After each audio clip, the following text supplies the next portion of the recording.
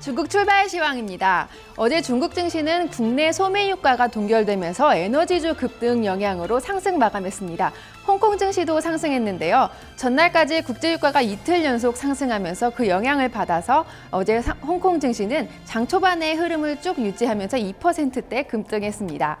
아시아 증시가 어제 전반적으로 상승한 가운데 지난밤에 미국 금리 인상이 0.25% 인상하는 것으로 결정됐는데요. 아시아 증시도 또 중국 증시도 영향을 받을 것으로 보입니다. 앞으로 어떤 영향을 줄지 지켜보시는 게 좋겠습니다. 오늘 중국 증시 어떻게 출발했을지 홍콩 시장 먼저 살펴보도록 하겠습니다. 홍콩 항생종합지수는 현재 0.32% 상승한 21,770.24포인트에 출발했습니다. 현재 뱅크 오브 차이나가 1.417% 상승하며 출발했고 차이나라이프가 1.37% 상승하며 출발했습니다.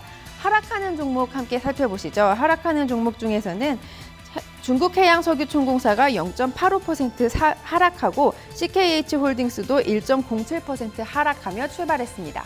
이어서 홍콩 H지수 살펴보도록 하겠습니다. 홍콩 H지수 역시 0.73% 상승하면서 9,608.01포인트 지나고 있습니다. 현재 완다커뮤니케이션이 3%대 상승률을 보이면서 출발했고 칭따오 맥주가 2.89% 역시 3% 가까이 상승하는 모습을 보이고 있습니다. CGN파워도 2.51% 상승하며 출발했습니다. 홍콩 H지수 하락하는 종목으로는 현재 화이퉁증권이 0.74% 하락하며 출발했습니다. 이어서 중국 증시 살펴보도록 하겠습니다. 오늘 중국 본토 증시의 상하이 종합지수는 현재 0.68% 상승하면서 3,540.27포인트 지나고 있습니다. 상하이 A지수도 함께 보시죠. 상하이 A지수는 현재 0.69% 상승한 3,706.57포인트 지나고 있습니다. 대형주 위주로 구성되어 있는 상하이 180지수는 현재 0.71% 상승한 7,951.73포인트를 지나고 있고요. 중형주 위주로 구성되어 있는 상하이 380지수는 0.87% 상승한 6,642.93포인트 지나고 있습니다. 이어서 중국 증시에 영향을 줄 만한 중국 외신 소식 살펴보도록 하겠습니다. 첫 번째 소식입니다. 중국 인민은행이 어제 내년 중국의 경제 성장률을 6.8%로 전망했습니다.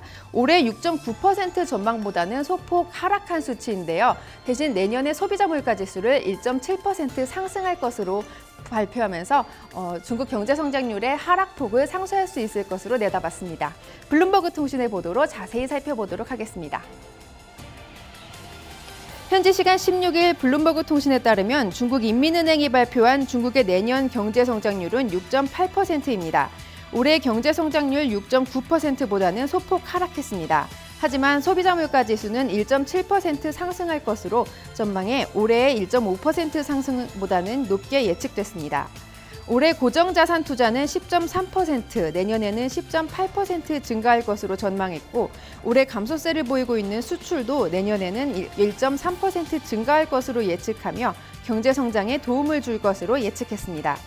인민은행이 발표한 보고서에는 내년에는 경제를 성장시킬 만한 요인들이 더 많이 있을 것이라고 발표하며 이 요인들이 부동산 시장 회복에도 영향을 미칠 것이라고 나왔습니다.